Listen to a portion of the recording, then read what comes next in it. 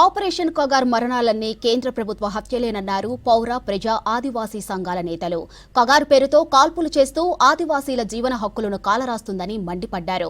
Maoist అగ్రనేత నబ్బాల Keshavarao encounter కు వ్యతిరేకంగా హైదరాబాద్ ట్యాంక్ బండ్పై అంబేద్కర్ విగ్రహం దగ్గర నిరసన తెలిపారు నేతలు. ఆదివాసీలను అడవులకు దూరం చేసి ఆ సంపదను కార్పొరేటర్లకు అప్పగించేందుకు కేంద్రం ఆపరేషన్ కగార్ చేపట్టిందన్నారు. అడవులకు రక్షణగా ఉన్న మావోయిస్టులను దారుణంగా హతమారుస్తుందన్నారు. ఇక మావోయిస్టులు శాంతి చర్చలు కోరినా కేంద్రం మొండిగా వారిని చంపుకుంటూ పోతుందని ఆగ్రహం వ్యక్తం చేశారు నేతలు. అత్యాచారం చేస్తాం, మొత్తంగా కలిపి చంపేస్తాం. ఇప్పటికే ఆపరేషన్ కగారు ప్రకటించిన 16-17 నెలలవుతుంది. ఈపాటికే 150 మందికి పైగా ఆదివాసీ మహిళలు చంపేశారు. బీజాపూర్ ప్రభుత్వ ఆసుపత్రిలో దిక్కుముక్కు లేని విధంగా శవాలు గుట్టలుగా పడి ఉన్నాయి. శవాలను గౌరవంగా చూసుకోవాల్సిన ఆనవాయితీ మనకుంది. శవాలను గుర్తించి వాళ్ళ కుటుంబాలకు అప్పజెప్పాలని ఉమ్మడి ఆంధ్రప్రదేశ్ హైకోర్టు చెప్పింది. జాతీయ మానవ హక్కుల కమిషన్ చెప్పింది. మీకు చట్టాలు పట్టవు, కమిషన్లు పట్టవు, రాజ్యాంగ విలువలకు అవి పట్టవు.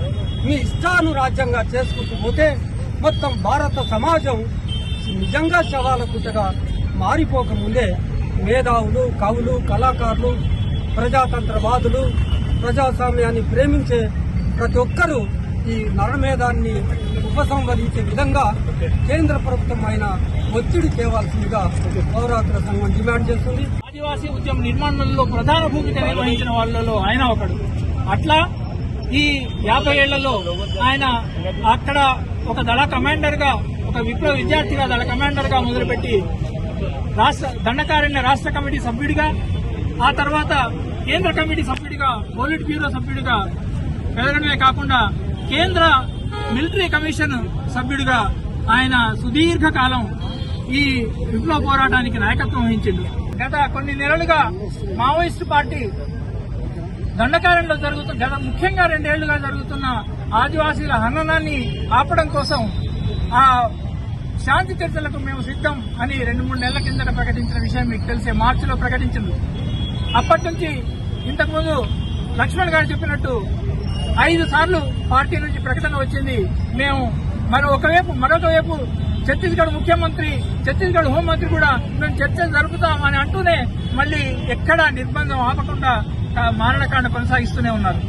అయితే అమిత్ షా ఈ మార్చి 30, 2026 మార్చి 31 వల్ల మావోయిస్టులను అంతం చేస్తానని అంటున్నారు కదా. అమిత్ షాకు ఒక సవాలు. ఈ మావోయిస్టులను అంతం చేస్తానంటుంటే ఆదివాసీల హక్కులు ఏవైతే ఉన్నాయో ఆ పేసాని అమలు చేయడానికి సిద్ధమా? ఇప్పుడు అక్కడ మావోయిస్టులు డిమాండ్ చేస్తున్నది ముఖ్యంగా అదే కదా.